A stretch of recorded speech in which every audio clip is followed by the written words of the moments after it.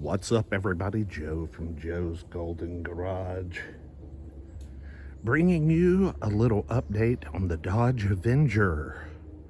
Yes, believe it or not, this car has been staying in my top 10 videos watched ever since I posted an initial video on it. So I thought I'd do a little update.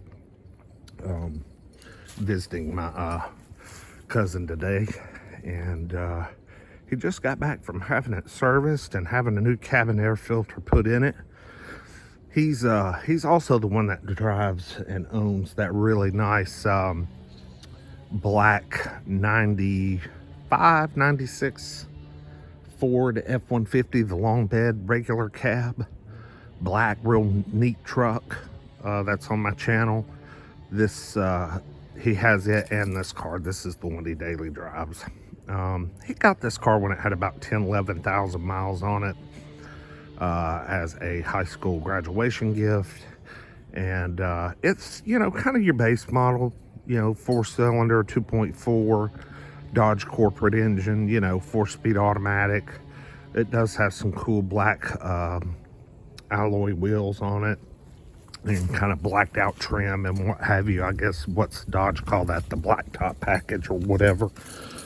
The car has never been wrecked or anything, but it does have a few little boo-boos here and there where I think my cousin encountered a fence or something. I can't remember exactly what it was, but overall it's a really clean car.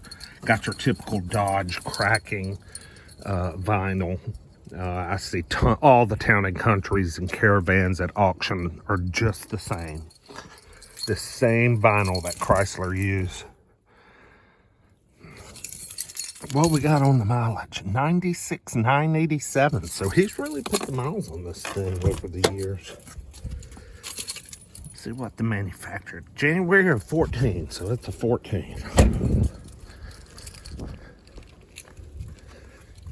Got a little scuff bump there. Pretty straight down that side.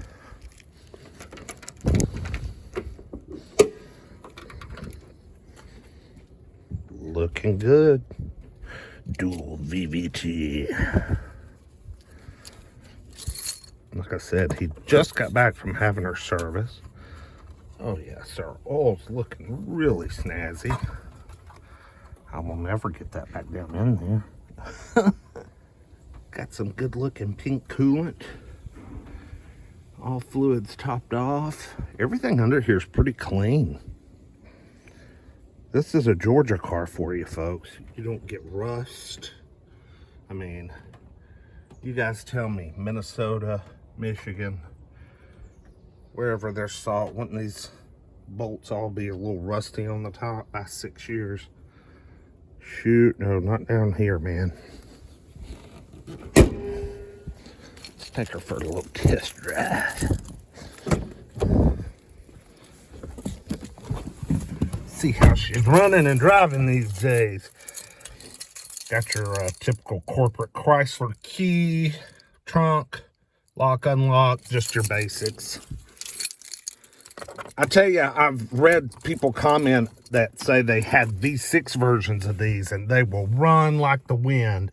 And I believe it, because being a former Chrysler Town and Country owner, 2013 with the 3.6 Pentastar, I mean, that van hauled ass. I mean, hauled ass. So I can't imagine what it would be like in one of these smaller cars. I mean, it would have to be a torque monster and just fly. Oh, yeah. Man, starts up. Very smooth, quiet.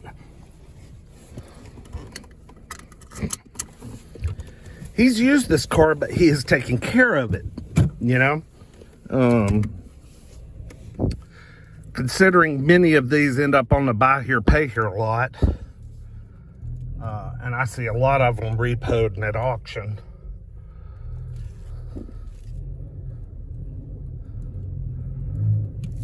this one, for him to have had it since basically new, all the way to, we're sitting right at 97,000 miles.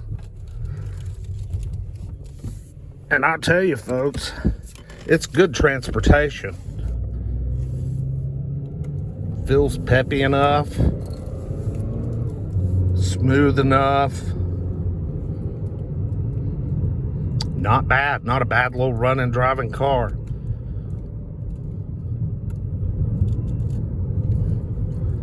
Now this thing is as basic comes. I mean, it's got a radio, it's got cruise control. I don't even think it has damn Bluetooth, but it does have Sirius radio.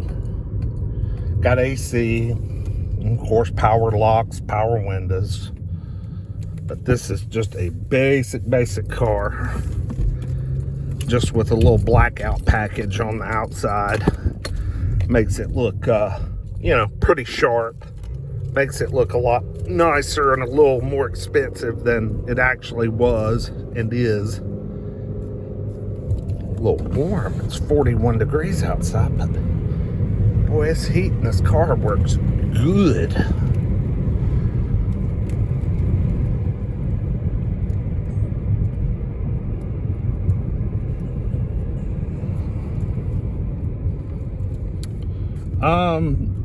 No, oh, I don't know if you guys can see that, but right there, that is a crack in the windshield.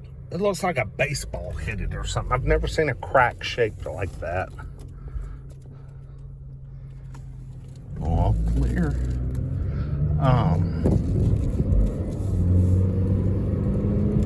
I think the only repair he's had to, like, weird kind of repair, other than, you know, tires, brakes, that sort of thing, is he had to have the rack and pinion replaced. The car was constantly pulling left or right. He had 2 or 3 alignments, bought different tires. Let's do a 0-60.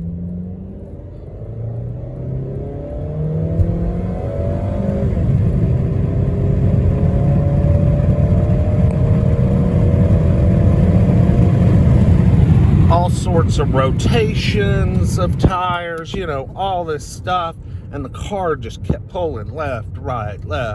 He never could get the darn thing to drive straight. So finally, you know, someone dug a little deeper and looked at it and, you know, discovered something was going on with the rack. So they replaced that, and he said it does fine. He said before, when it was pulling left to right, it was most noticeable at freeway speeds and on the interstate. Not as obvious or noticeable in town traffic driving, but like I said, interstate or highway driving. So he said since having it repaired, it drives straight as an arrow on the freeway. And I've driven this car on the freeway. It's in the previous video I did on this car, and I mean, it will, buddy, this car will go down the freeway just smooth, 90, 100, however fast you want to go.